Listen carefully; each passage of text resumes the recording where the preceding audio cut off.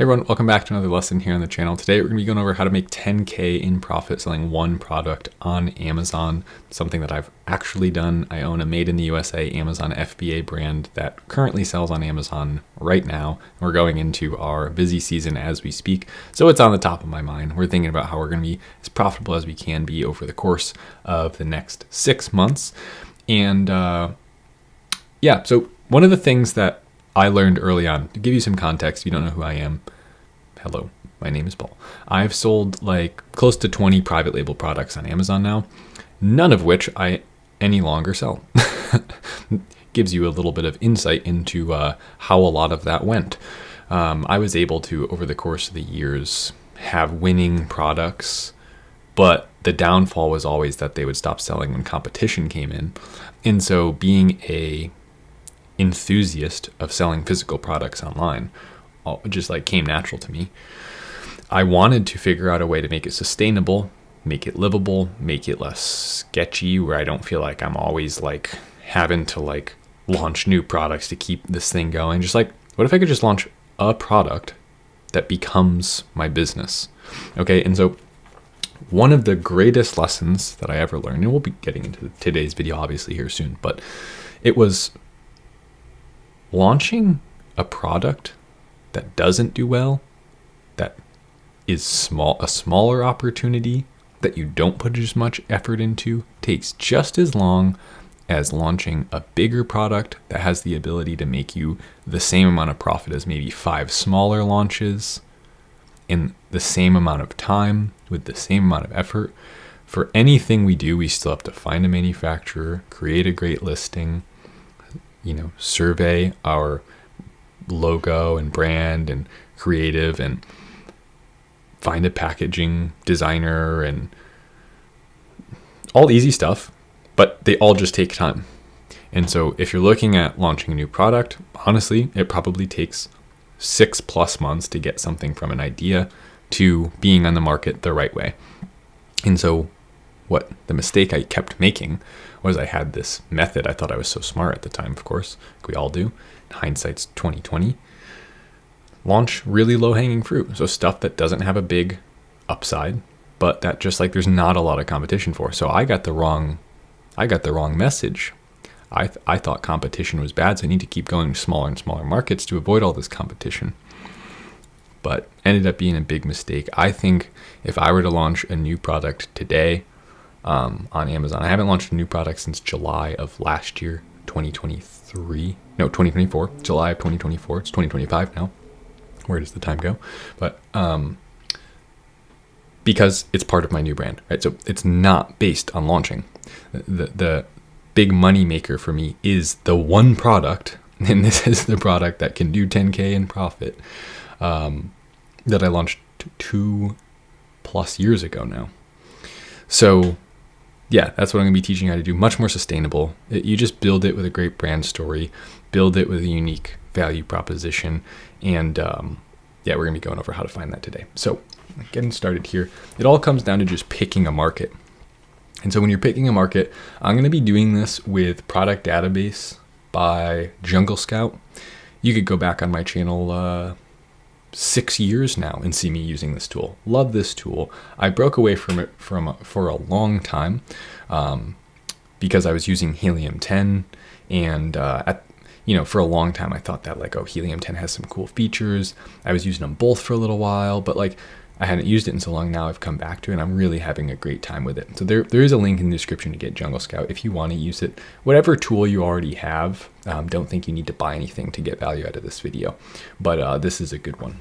So what I'm going to be doing here is I'm going to be going into one category. Let's call it, let's try arts, crafts, and sewing. Love that category, actually. I think it's because you know what? Almost everything in there is an enthusiast product, which is important. And what does that mean? Well, people care about buying a better option if it's there. Price is a big one. So when we're talking about making a really profitable product to sell on Amazon, I would want to sell at a minimum price of $24. 24, we start to have $4 or $5 products, cost of goods sold, plus maybe 10 to sell it, plus another 5 in fees, you start looking at a 25% margin. And so actually, let's back up a second. We don't have to fully back up. We'll keep moving forward, but I'll explain another thing. When you come down to revenue, what does it mean to sell 10K a month? Or make 10K a month, right? Because that's life-changing money for everyone, myself included. I'm not like some big rich YouTube guru. Keep it real down to earth here.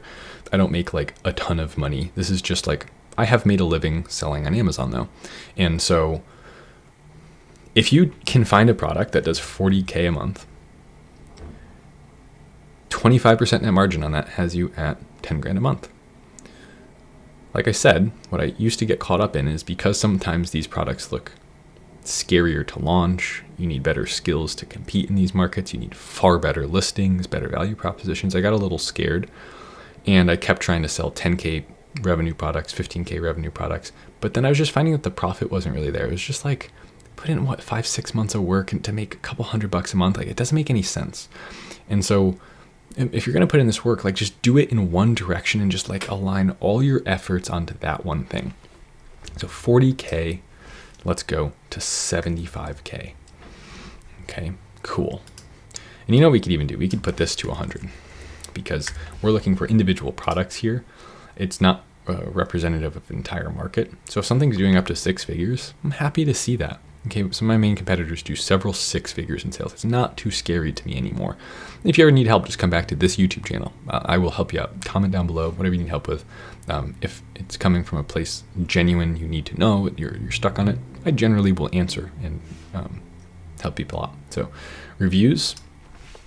In this particular case, I like to see things that have over 100 views. So they're established. That typically means they're out of launch phase. And then no more than, we could say, for this case, 999. So 3-figure review status. We could leave it as simple as this, and this would be fine. Okay, we can do seller type and product tier type and stuff, but sometimes I like to see a more broad selection of ideas and let my own intuition be the vetting process instead of making it super small based on the criteria and then looking. Okay, so we've now established our goal this year in 2025 is to launch a product within 6 months, honestly hardworking on it. Just all efforts in one direction, one product, one focus. We don't need to even worry about a brand and 6 products. Don't worry about that. Just one good one. 40K in revenue. We're aiming to have a 25% net margin after ads. And so we'll talk about that later.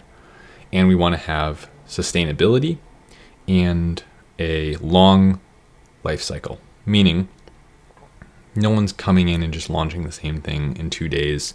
You've set up some barriers to entry so that you can continue to do this for years. And even if new people come in, it shouldn't really matter because they're not going to be able to do what you did. And so we'll talk about that too. So let's look at this. I like to think about this part of research in terms of where I know it's going to have to go, which is manufacturing. And so anything I want to sell on Amazon successfully, I know I need to be able to successfully source it. And through sourcing the past 20 products plus that I told you about, I've learned a thing or two about that. And it usually comes down to, for me now, can I do this domestically? I'm sure we're all part of the same community here. We all see what's going on politically and internationally. And I want to have control. I was selling on Amazon through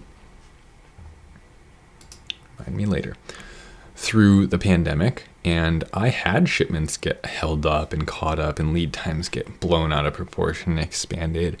And it really changed my perspective of running a physical product business online. And it made me want to bring operations home. And so I call the United States home. So for me, I'm thinking about at this stage, can I source this in the US? Because I know if I can make my product here in the States, that despite what happens internationally, my business is going to be secure. And as we established, security was one of the main driving factors for me to move away from slapping a white label onto, sorry, I got like talking a lot, and let me take a sip of water here. Slapping a white label on a Chinese product and dealing with all that competition versus like just spending some real time establishing one good product. And so this I think I could source in the US. Epoxy resin hardener by the gallon.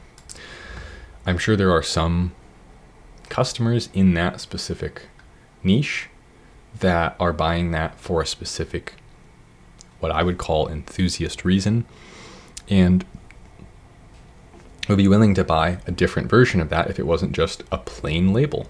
Okay. So kind of old boring products. Beeswax. Okay, here's a good example of something that you probably could source in the US. It is in like an enthusiast category. The sales look really good. Everything looks really good. But think about this for 1 second. What can you change about this? So it has to just be one ingredient. And so we start talking about single ingredients, true commodities. It gets pretty tough to convince people to buy yours, and it becomes a bit of a more for less battle. So at this point, as I keep going through here, I tend to stay away from bundles and kits and utility-based products. What do I mean by utility-based products? Meaning, if I want to customize it, I have to, 24 pack of scissors, I have to like literally create a mold or, change some manufacturing process. Whereas something like epoxy, I can study the recipe of a competitor. I can look at what the customers want and see, is this really the best thing inside this bottle? And if not, changing it just means changing what goes in the bottle. So that's pretty easy to do with a manufacturer. So I'm like kind of thinking ahead of the game in terms of, I know I want a unique offer in my market. Now let's move over to, we can use this as an example. We just found it. See all keywords. Now we're talking about Helium-10. Helium-10 X-ray keywords is an outstanding tool.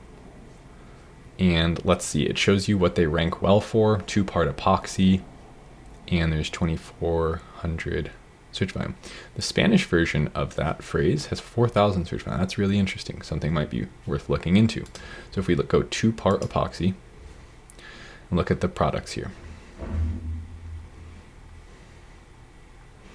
Okay, I'm looking at price point. I'm looking at what's being sponsored in the top positions.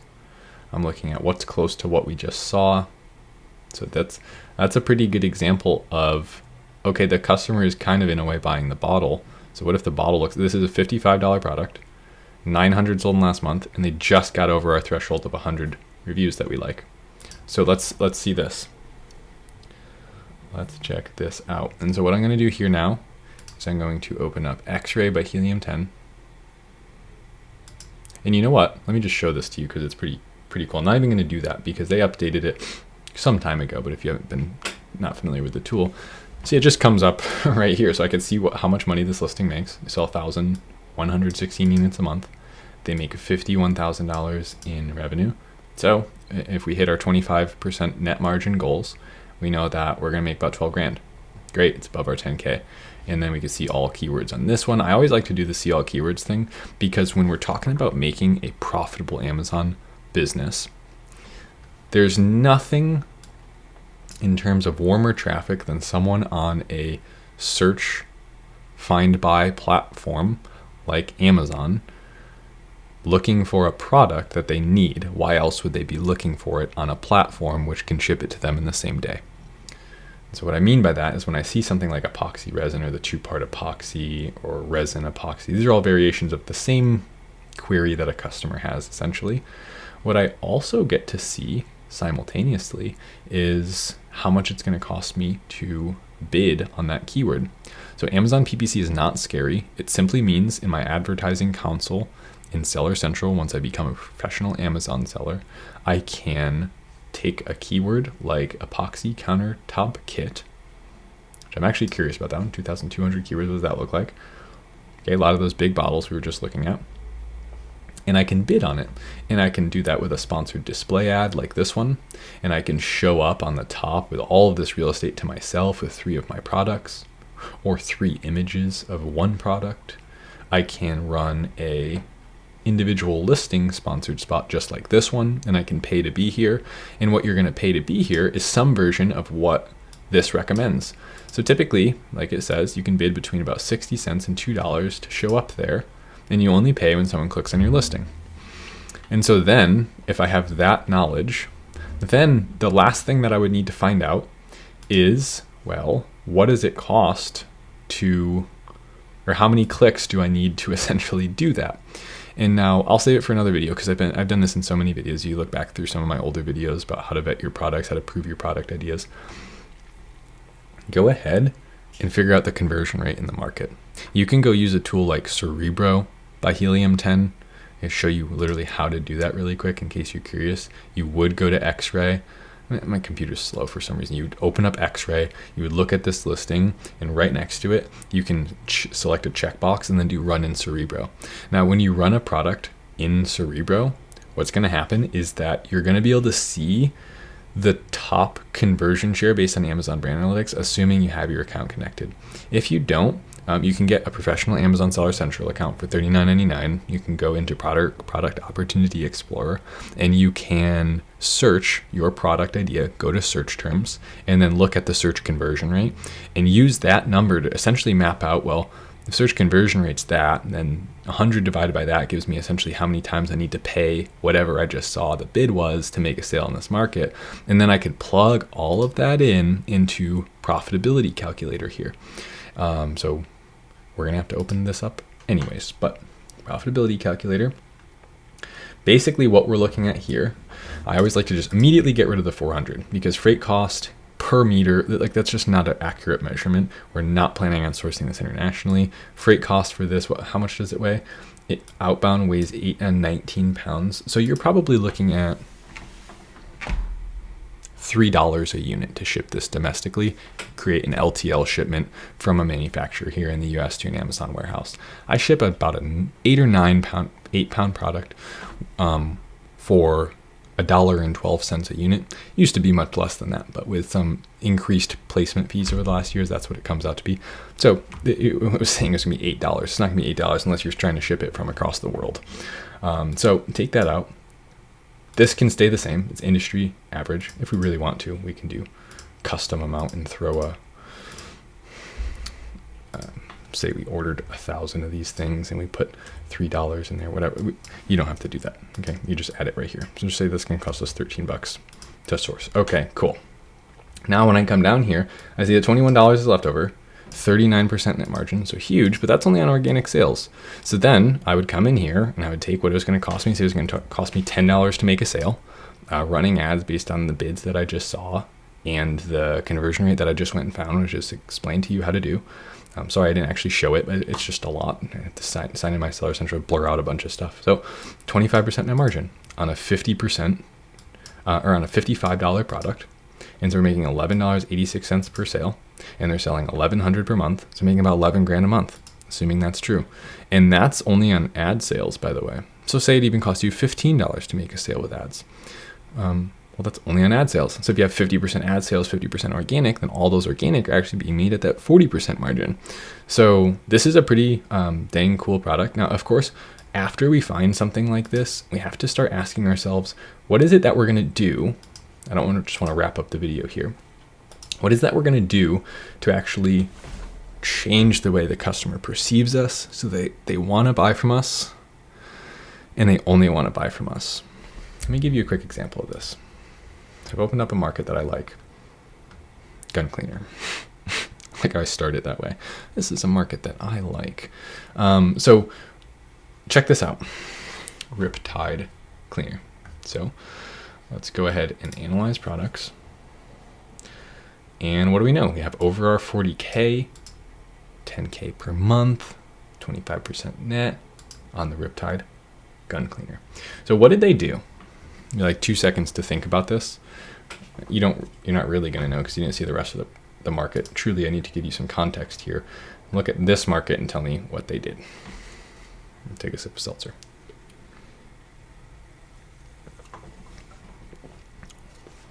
Okay, time's up. So they used a militaristic brand character which brings personality to it, which makes it feel less corporate. Right away, I get this, okay? They changed maybe not even what's inside, but they changed the application method. So the bottle makes them different. Okay, like they just have their own packaging. And so despite new people coming in, Dr. Jim's prescription, gym cleaner, gun cleaner, and this one, hops, and like, there's some old name boring stuff here, and they technically are not this one. And why can they not be this one? Now they're doing a brand video, check it out, showing how it works. Well, because they're not this one. Okay, so when you create a unique brand presentation, what's inside this product doesn't even have to dramatically change. And so this is where marketing has been kind of ruling the world for so long, is because you start to realize, hey, what's in it is just kind of the same. Like the designer stuff's not much better than the other. What did they change? In essence, brand building is kind of changing the packaging and changing the perception of what the customer has. Now, if you can do that and you can increase the value based on what it actually does when you order it, you have essentially like a bit of a superpower when it comes to selling products. Then you just have to make sure that the listing looks 100%. So if I'm someone who wants a gun cleaner, what am I going to want from a listing? It's not really too difficult to think about that in this context. Okay, so we have a brand story built here. Check this out. The story is literally being developed in the title, formulated by a former U.S. Navy SEAL. So the brand owner is a Navy SEAL, or at least the person who did the formulating. And as I scroll down, check out their enhanced brand content. The most innovative and technologically advanced company in fire and air maintenance. That's a big claim. But even without reading all of this, I just feel like I want the product. And so there is, like, we have to do a separate video about this, but to touch on it in this video, and we're talking about making profit, do a little bit of research on marketing and branding. Again, I've covered it a lot in my videos. And make something just awesome. Just make something unique that no one else can sell, because guess what? The customer is no longer buying the liquid in the bottle. Whereas one of the old boring competitors like hops, like Mossy Oak, like Lucas, I'm just buying what's in there. Like I just need the thing and I want a good price.